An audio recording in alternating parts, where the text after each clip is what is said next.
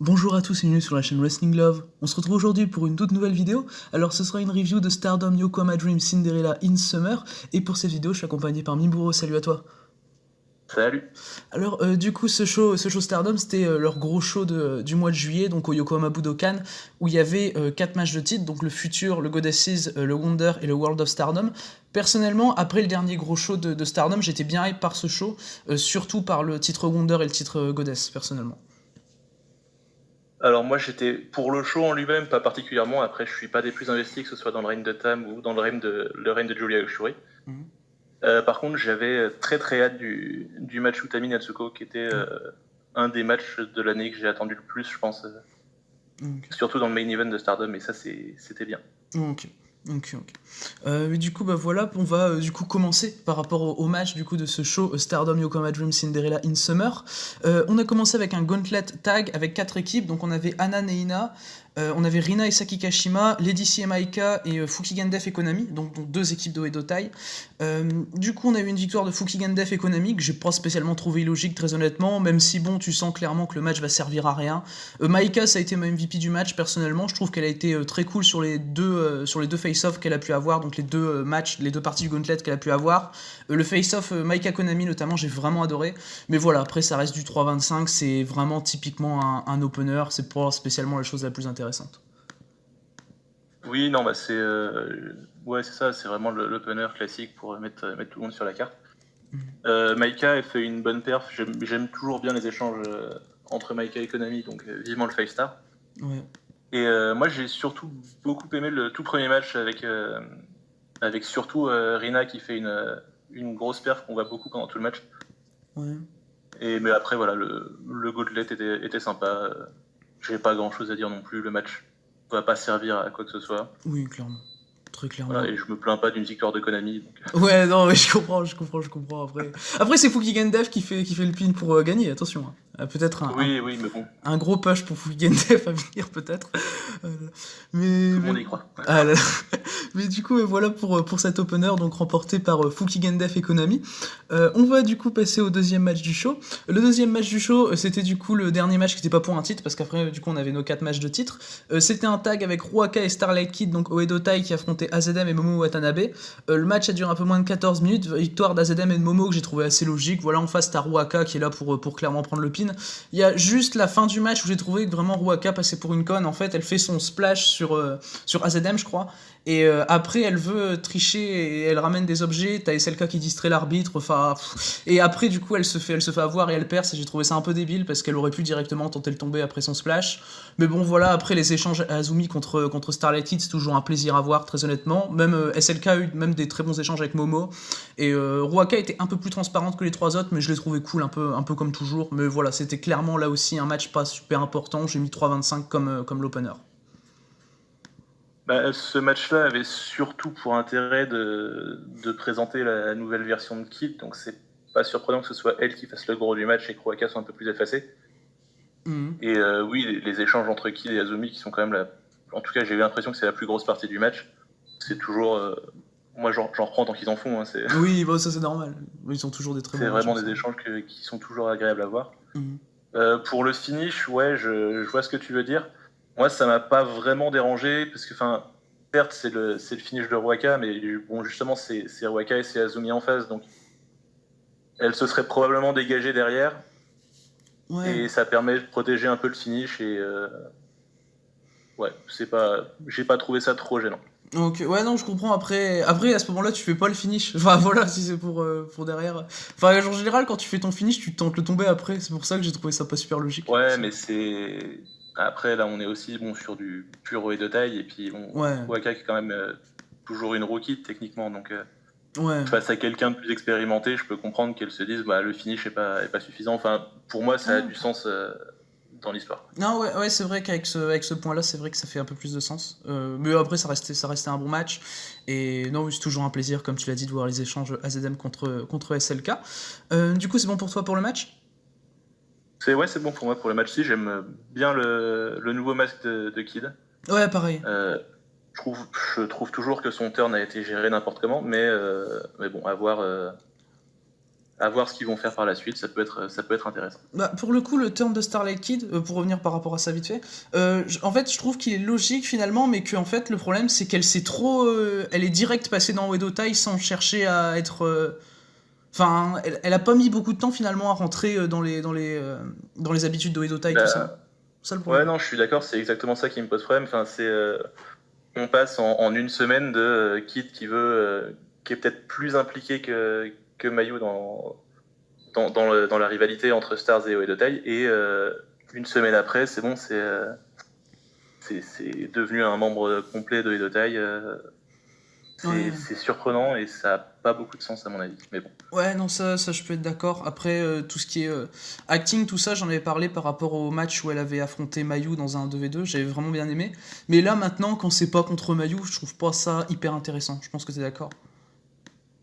Je suis en partie d'accord. Contre Mayu, de toute façon, c'est forcément c'est ça qui va confirmer définitivement le turn de Kid, s'il faut le confirmer à un moment ou à un autre. Mhm. Après, moi, ce que je trouve intéressant ce que j'aurais trouvé intéressant et ce qu'ils ont essayé de faire, mais ça a été un peu mal amené à mon avis, c'est justement de confronter Kid à des adversaires qu'elle pourrait avoir plus envie de battre que juste peu importe la faction dans laquelle elle est, donc que ce soit Azumi, Tam ou Julia par exemple, comme il y en a eu quelques-uns, je crois, dans les shows avant. Ouais. C'est des confrontations qui peuvent justifier justement que Kid commence à faire plus ou moins équipe avec Uedo Tai. Mais ça a été fait trop rapidement aussi, je trouve. Oui, non, c'est clair. Ouais, c'est un peu dommage. Non, ouais, c'est le problème, je suis assez d'accord. Du coup, voilà pour ce match. On va maintenant passer au premier match de championnat de ce show. C'était le match de championnat Future of Stardom, donc qui était vacant à cause de la blessure de Saya Ida il y a quelques mois. Du coup, la finale du tournoi, c'était Unagi Sayaka contre Mina Shirakawa. Le match a duré 17 minutes, ce que j'ai trouvé un peu long pour un match de championnat Future, mais quand même bien qu'il leur donne du temps. Victoire de Mina Shirakawa. Je m'attendais à une victoire d'Unagi, personnellement, par rapport à tout ce qui était installé autour d'elle avant justement ce match, par rapport à sa Trial Series, par rapport au fait qu'elle avait gagné le Rumble du All-Star Dream Cinderella. Mais bon, voilà, ça m'a pas dérangé du tout non plus de voir Mina gagner. Vraiment, j'ai bien aimé le match, j'étais bien investi. Les deux font une bonne performance. Et non, voilà, c'était même Unagi que je trouve souvent trop green. Ça allait, je trouve franchement qu'elle a bien géré le match. Après, voilà, t'as juste un moment où j'ai eu peur, c'est quand Mina fait sa Loot Express. J'ai cru que Mina allait gagner comme ça et ça m'aurait saoulé. Mais finalement, ils ont bien amené le finish. J'ai mis 3,5, c'était vraiment un très bon match à mon sens. Le match était sympathique dans l'ensemble. Moi, je suis pas des plus impliqués dans la storyline et je trouve que l'une comme l'autre, elles ont pas grand chose à faire autour du titre futur. Donc à partir de là, c'est vrai que j'étais pas particulièrement investi dans ce qui était raconté, même si pour le coup la construction a été plutôt intéressante. Ouais. Le match dans l'ensemble était sympa. La victoire de Mina me surprend pas trop non plus, parce qu'ils ont encore une dizaine de shows, je crois, avant le 5 star qu'il va falloir occuper. Donc ça me paraît assez logique de garder la storyline qu'ils ont construit entre Mina et Unagi. Et je pense que d'ici la fin du mois, Unagi risque de prendre le titre, ou alors carrément de partir plus haut dans la carte, ce qui serait pas très surprenant non plus, vu qu'elle a techniquement challengé Shuri à la fin du match. Ouais. Ouais, donc bon, je déteste quand les gens challenge quand ils ont perdu leur match plutôt dans le show, mais on va en reparler un peu plus tard. Ouais, exactement. Mais ouais, pour le coup, je pense que Unagi Shuri, ça peut être intéressant et ça peut lui donner un vrai match un peu décisif et qu'elle va perdre parce qu'elle gagnera pas contre Shuri, c'est une évidence. Mais ça peut confirmer un peu plus Unagi dans une position un peu plus stable en mid-card, quoi. Ouais, non, je suis assez d'accord. Et de toute façon, par rapport à ce qu'est le titre SWA et tout ça, et qu'il n'y a plus de Gaijin chez Stardom, ils vont pas faire gagner le titre à Unagi. Déjà qu'ils se sont arrangés pour faire gagner le titre à Syuri en la faisant passer pour une Gaijin. Enfin, voilà. Donc voilà, je pense qu'il n'y a aucune chance qu'Unagi batte Syuri comme toi. Du coup, voilà pour ce match de championnat Future of Stardom, donc remporté par Mina Shirakawa. On va du coup pouvoir passer au match de championnat Goddess of Stardom. Le match de championnat Goddesses, c'était Julia et Syuri qui défendaient leur titre contre Koguma et Mayu Iwatani. Le match a duré un peu plus de 20 minutes, victoire de Julia et Syuri qui ont conservé leur titre. Ça m'a un peu étonné, personnellement, je m'attendais à voir Koguma et Mayu prendre les titres, sachant que c'était la deuxième chance de Mayu pour les titres de Julia et Syuri après un match en tag avec Starlight Kid. Le match est très bon, très honnêtement, mais le problème que j'ai avec le match, c'est qu'il est un peu trop long. Franchement, il y a un moment où, vers la fin du match, ou peut-être les 5 dernières minutes, j'étais pas hyper investi, très honnêtement. Sinon, Koguma, je l'ai trouvé très très cool. Ses face-off avec Julia étaient très bien. Julia qui se kick-out du roll-up habituel de Koguma, j'ai trouvé que c'était un moment assez cool, sachant que Koguma avait réussi à pin Julia avec ça dans un show de construction. Syuri et Mayu ont aussi eu de très bons échanges, comme un peu toujours. Franchement, niveau technique, tout ça, ça gère bien. Niveau kick également. J'ai mis 3,5, mais ça aurait pu aller plus haut avec moins de temps, je pense, parce que ça a été ça le défaut du match. Ouais, non, le match est clairement trop long. Après, j'ai pas grand-chose à rajouter dessus. Je suis assez d'accord avec ce que tu as dit. Pour moi, ça va rester mon match favori du show, mais c'est pas un grand match et il est en dessous des deux défenses précédentes de Julia et Shuri. Koguma fait une très bonne perf, ça y est, je pense qu'elle a repris ses marques dans le ring et c'est vraiment intéressant à voir. Donc, oui. Puis curieux de voir ce que ça va donner dans des 1 contre 1 pendant le 5-star. Ah oui, clairement, parce que mais du coup, on va passer sur le 5-star maintenant. Du coup, je pense c'était après ce match de Goddess, l'annonce du 5-star, c'est ça? Il me semble qu'ils les ont donnés là, ouais. Du coup, par rapport au 5-star Grand Prix donc, qui a été annoncé, 5-star Grand Prix qui se déroulera sur un nombre astronomique de 21 shows. Ça, j'étais pas spécialement prêt parce que c'est même plus qu'un G1 Climax, alors que bon, il n'y a pas spécialement besoin. Du coup, par rapport au bloc, le bloc rouge, c'était Julia, Julia, Mayu Iwatani, Momo, Natsuko Tora, Natsuko Tora, on en parlera un peu plus tard, Saki Kashima, Starlight Kid, Himeka, Natsupoi, Koguma, Minashi Arakawa. Le bloc Blue Stars, ce sera Utami Hayashishita, Syuri, Tam Nakano, Saya Kamitani, Maika, Azedem, Konami, Ruaka, Unagi Sayaka, et une ex qui vient d'une autre promotion. Est-ce que ça t'intéresse, toi, les blocs, comment ils ont été faits? Alors les blocs m'intéressent, surtout le bloc bleu. Moi j'avoue que déjà, mettre Konami et Shuri dans le même bloc, je vais peut-être enfin avoir le match que je voulais voir en mars. Ouais. Et pareil, Konami Maika, j'ai toujours trouvé qu'elles fonctionnaient bien ensemble dans tous leurs matchs en tag, donc, et dans la petite confrontation qu'elles ont eu pendant le Cinderella. Donc impatient, et on va enfin avoir un vrai match entre Konami et Azumi. Ouais. Qui n'était pas arrivé alors qu'elles sont toutes les deux dans la compagnie depuis longtemps quand même. Donc elles ont eu juste 2 matchs, il me semble, de 2 ou 3 minutes dans des premiers tours ou deuxième tour du Cinderella. Ouais. Donc on va enfin avoir un vrai match entre les deux. Ça, j'ai beaucoup de hype pour ce bloc-là. Pour le premier bloc, il y aura des bons matchs, je me fais pas de soucis là-dessus non plus. Enfin, il y a Mayu, Momo, Kid, Julia. Il y aura des confrontations intéressantes, mais c'est vrai que j'ai plus d'intérêt pour le deuxième bloc. Ouais, je suis pour le X après, ça me paraîtrait pas surprenant que ce soit Rin, probablement Rin Kadokura, et je vois même bien Mayu lui proposer le spot après leur match chez Marvelous plus tard dans le mois. Ok. Moi du coup je suis comme toi, je suis plus hype par le bloc bleu personnellement. Par Syuri Konami, franchement ça aussi ça me hype bien. Après ce qui me dérange un peu dans le bloc bleu, c'est qu'ils aient mis Utami et Syuri dans le même groupe. Je pense pas que ce soit spécialement une bonne idée si tu veux reconstruire un Utami Syuri plus tard. Je pense qu'ils auraient pu mettre Utami dans le premier bloc, dans le bloc rouge. Mais à part ça, non, vraiment le bloc bleu je le trouvais bien fait. Pareil pour le bloc rouge. Ça m'a agréablement surpris de voir Ruaka dans le 5-star, je pense qu'elle va continuer à progresser grâce à ça. Et non, sinon par rapport au bloc rouge, l'affiche qui m'a hype le plus c'est Julia Starlight Kid. Et du coup, toi t'as parlé du ex. Le ex, pour moi, ce sera pas une meuf de Marvelous, parce que en fait, je pense qu'il l'aurait directement annoncé si c'était une meuf de Marvelous. Je sais pas ton avis. Je sais pas, je pense que... Peut-être, c'est pas impossible en vrai. Bah moi j'aimerais bien que ce soit une fille de Seedling, peut-être Nanae Takahashi en vrai parce qu'elle a déjà catché à la Stardom cette année. Et moi ça me paraîtrait pas déconnant que ce soit une Nanae Takahashi, tu vois. Après le problème qui va se poser, je pense que si c'est quelqu'un de Seedling qui vient, c'est que à part Nanae ou Arisa, il y a pas grand monde à mon avis. Et si tu prends Nanae ou Arisa, pour moi, je suis pas sûr qu'elles acceptent de faire de mettre tout le bloc over, quoi. Donc, elles vont finir probablement soit en finale, soit deuxième du bloc. Non, ouais. Et il y a quand même déjà pas mal de gros participants dans ce bloc-là. notamment Shuri et Utami. Moi, ça me surprend pas trop qu'elles soient dans le même bloc parce qu'à mon avis, ils veulent protéger le Julia Utami le plus possible. Et je pense qu'on va vers un Julia Shuri en finale. Donc, je trouve pas ça très surprenant du coup qu'on ait Shuri et Utami, probablement pour encore un draw, parce que pourquoi pas. Mais...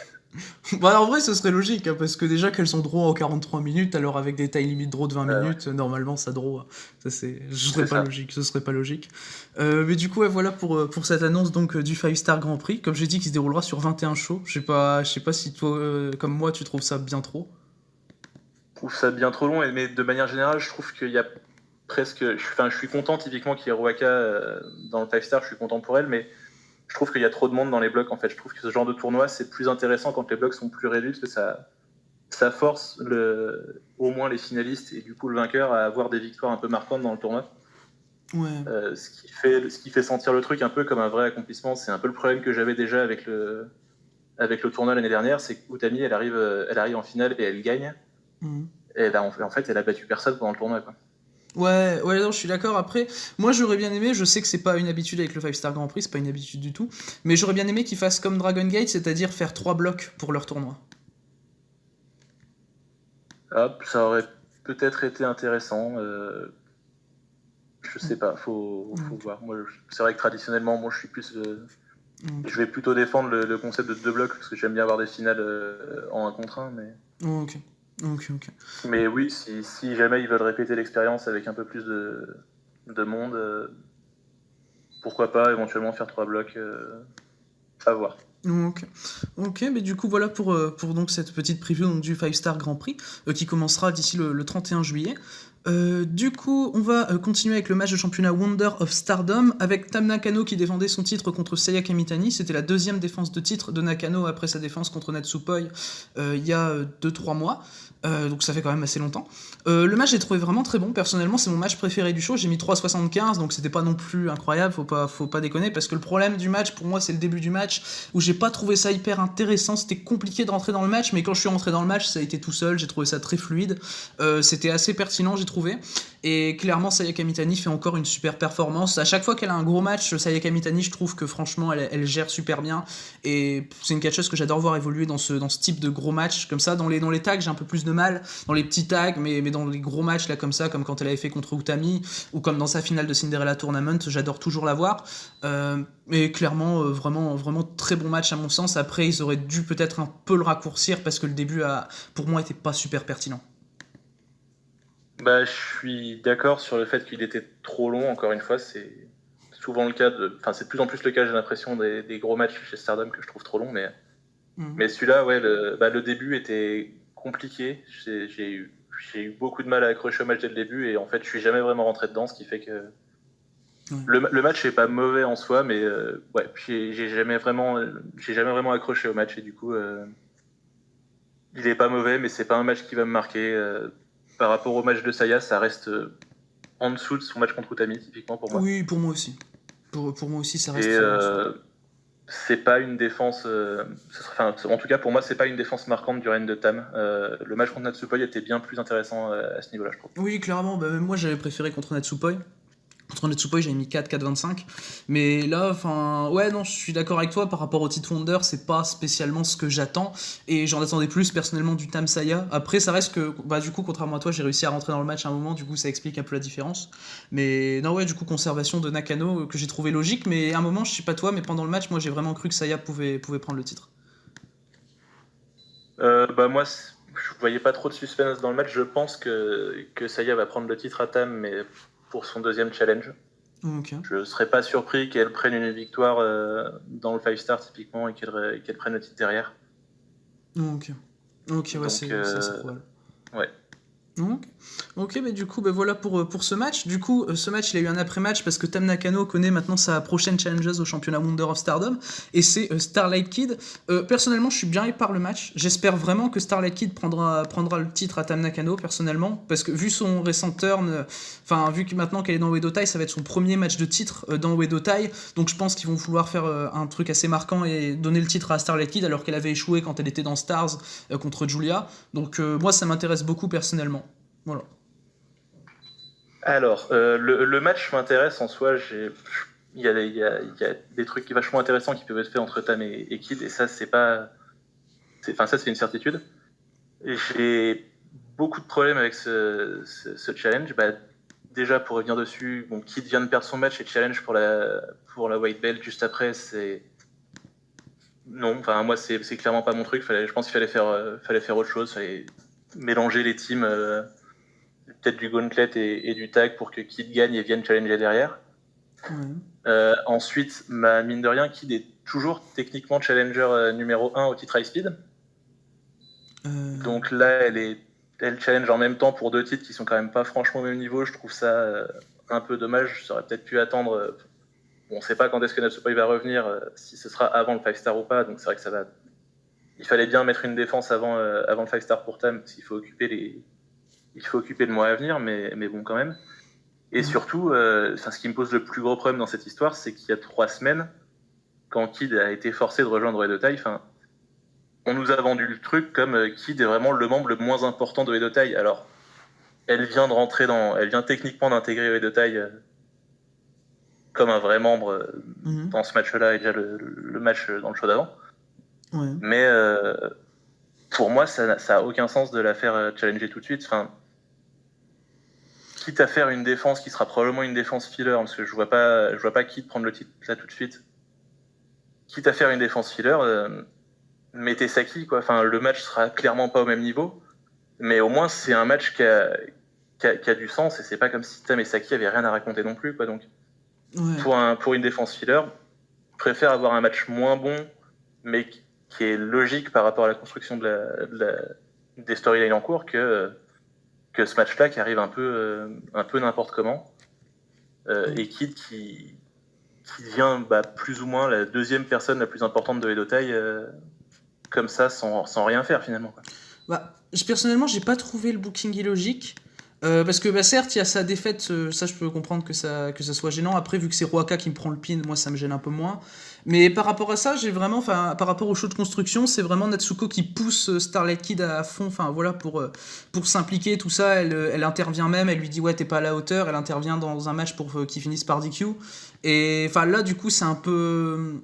Après, ça s'est fait trop vite, ça le problème, c'est que le turn de Starlight Kid complet s'est fait trop vite. Mais par rapport à ce qui a été fait, personnellement, je trouve pas ça illogique. Voilà.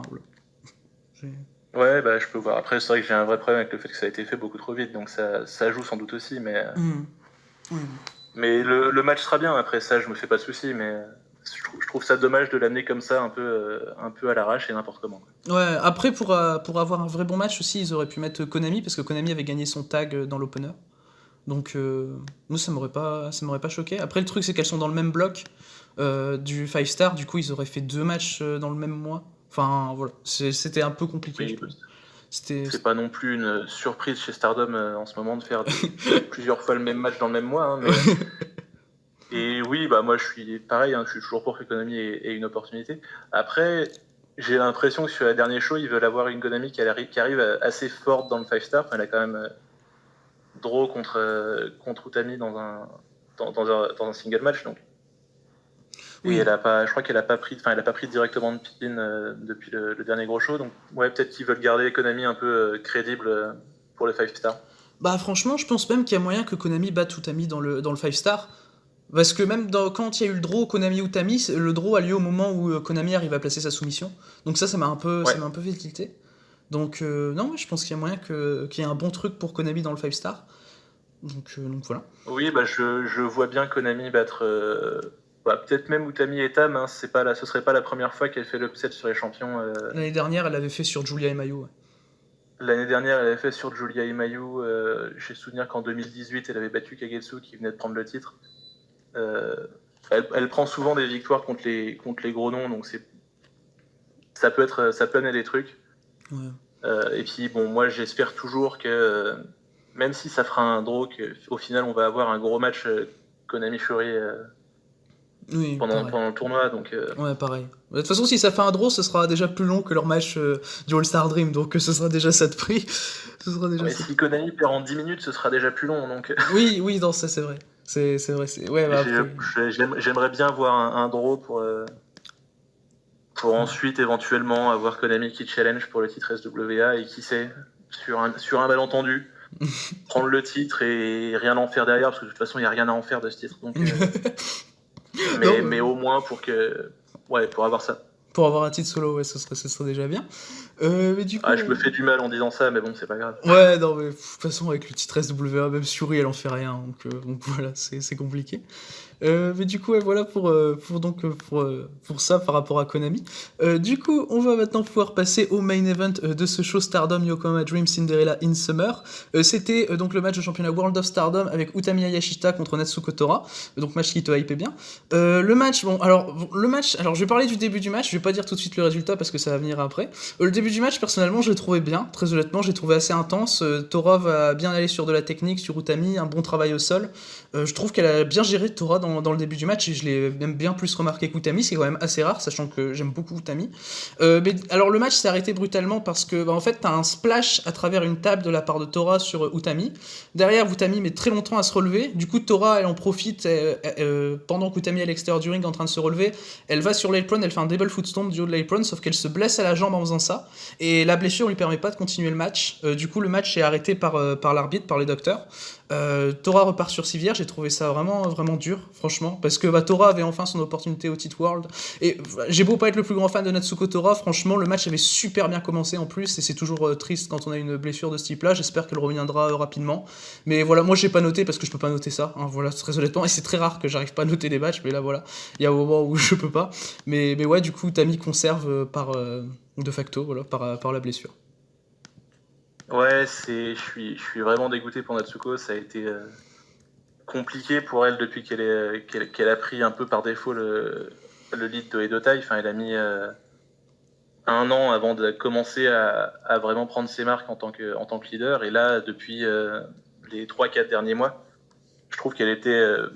ça y est, quoi. Elle avait trouvé elle avait trouvé son truc et même dans des storylines qui étaient pas exceptionnelles, comme la rivalité contre Stars qui a duré trop longtemps et qui était pas toujours bien gérée, je trouve qu'elle arrivait toujours à faire quelque chose d'intéressant, au moins en termes de développement de personnages. Ouais. Donc, et ouais, qu'elle a enfin son opportunité. Je crois que c'est son premier main event en solo de l'année. Et c'était sa première opportunité à la Red Belt. Contre Julia, elle avait pas mal. Non, il y avait Utami Maika en main event pour le show anniversaire. Ah oui, c'est vrai. Et c'était sa première opportunité pour la Red Belt. Et bon, moi, c'était un match qui m'a hypé beaucoup, pas tant pour la construction du match. Enfin, moi, j'aime beaucoup ce que fait Natsuko. Je suis moins investi dans le règne d'Utami, mais j'aime quand même bien les matchs dans l'ensemble. Ouais. Mais je trouve surtout que c'est la dynamique entre les deux que je trouvais vachement intéressante, parce qu'on a un peu les deux extrêmes, qu'entre Utami, qui est vraiment l'élu un peu de Stardom depuis qu'elle est là, enfin, qui est poussé depuis ses débuts, qui a des opportunités que certains n'auront probablement jamais dans la compagnie, sans jugement de valeur sur le booking, hein, mais c'est un peu la position qu'a Utami là-dedans. Et en face, t'as Natsuko qui a galéré depuis les débuts, qui s'est retrouvé leader de Edotai parce que c'était la dernière membre active du clan, et qui a galéré pour le rétablir. Et du coup, je trouvais vraiment la dynamique entre les deux extrêmes assez intéressante. C'est pour ça que le match m'intéressait beaucoup. Et au-delà du fait que je sois un peu déçu qu'on n'ait pas le match, je trouve ça super triste pour Natsuko, quoi, qui arrivait enfin à avoir un truc. Elle avait récupéré vraiment du momentum depuis la fin le dernier match contre Stars. Et c'est vrai qu'elle arrivait quand même assez forte là dans son match contre Utami, et même derrière sur les 5 stars. Donc c'est super triste et super dommage pour elle. En plus là, c'est parti pour au moins 9 mois a priori, donc j'ai pas vu ce qu'elle avait personnellement, mais non, ouais, c'est 9 mois en plus. Ils l'ont annoncé ce matin, c'est les ligaments croisés antérieurs là, donc c'est 9 mois, 1 an. Ouais. C'est la malédiction Jan qui se poursuit avec Kiona, Sayaida et Natsuko. Sayaida, c'est aussi longtemps que ça ? Comment ? Sayaida, c'est aussi longtemps que ça ? Je crois que c'est pareil, il me semble que c'était les ligaments qui avaient lâché. Okay. Donc, ça fait chier, quoi. Ah ouais, non, mais je suis d'accord, ça me saoule aussi. Non, puis surtout que franchement Natsuko arrivait bien pour ce match de championnat World, qu'elle commençait à bien me hyper, Natsuko, personnellement. Et là en plus elle avait possiblement quelques affiches bien intéressantes pour le 5 star, notamment contre Starlight Kid. Et enfin voilà, moi je pense honnêtement que Natsuko sera remplacé par Fukigen hein, dans le 5 star. Je pense que tu es d'accord. Alors, peut-être Fukigen, éventuellement, peut-être un autre invité, hein, c'est pas impossible non plus. Ouais. Enfin, typiquement, s'ils font venir quelqu'un de Marvelous pour le premier, ils pourraient très bien faire venir. Suivant s'ils font venir Rin, je serais pas forcément surpris qu'ils fassent venir Mei, par exemple, dans le 5 star derrière. Ouais. Mais sinon, oui, Fukigen paraît assez plausible comme choix. Mhm. Et pour revenir sur les trucs, les trucs bien comme du match, parce que je trouve que vraiment la partie technique qu'a fait Natsuko en début de match était super intéressante. Clairement. Et c'est bien parce que c'est vrai que bon, elle a pas non plus, elle a pas souvent l'opportunité de catcher vraiment avec la manière dont fonctionne le de taille et le fait qu'elle ait pas de match en 1 contre 1 globalement avec des vrais enjeux, elle a plus tendance à faire les conneries que fait de taille à chaque fois, quoi. Donc, Ouais, exact. on n'a pas l'habitude de voir vraiment Natsuko catcher vraiment, quoi. Ouais, exact. Et c'est vrai que du coup, il y a souvent des remarques qui passent de gens qui trouvent qu'elle s'est pas catchée ou quoi que ce soit. Honnêtement, je trouve que les 10 premières minutes du match ont au moins réussi à prouver le contraire. Clairement. À ceux qui avaient des doutes là-dessus. Le spot du splash à travers la table, il est génial. Ouais.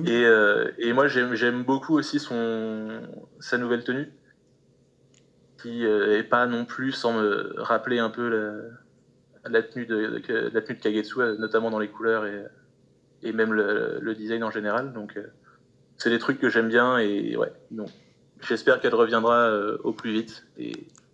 Ouais, qu'elle pourra récupérer son niveau assez rapidement aussi, très, très clairement.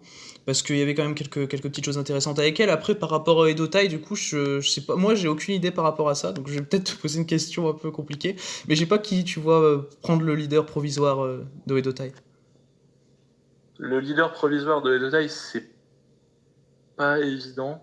Je pense que ce serait pas surprenant qu'on ait un espèce de lead à 2 têtes avec Saki qui s'occupe plus du trash talk et Konami plus d'être assez destructrice dans le ring. Donc, Je pense que ouais, un fonctionnement comme ça avec les deux pourrait être intéressant, mais est-ce que ça va vraiment fonctionner? Je sais pas. J'espère qu'ils arriveront à trouver une méthode pour maintenir le clan et j'espère surtout que Natsuko aura une place en revenant quand même parce que c'est pas non plus. Enfin, il y a des gens, tu sais, ça fait chier quand ils se blessent, mais tu sais qu'ils auront une place en revenant. Et malheureusement, je suis pas sûr que Natsuko fasse partie de ces gens-là aux yeux en tout cas de Bushiroad. Donc j'espère vraiment qu'elle pourra reprendre une place importante parce que ouais, elle a quand même fait, je trouve, du bon boulot pour réussir à faire fonctionner Edotai qui était pas aidé par grand-chose, que ce soit le public ou le booking depuis le départ de Kagetsu et Azuki. Non, oui, ça je suis totalement d'accord avec toi niveau booking, tout ça, et j'espère oui, que tu auras une place en revenant.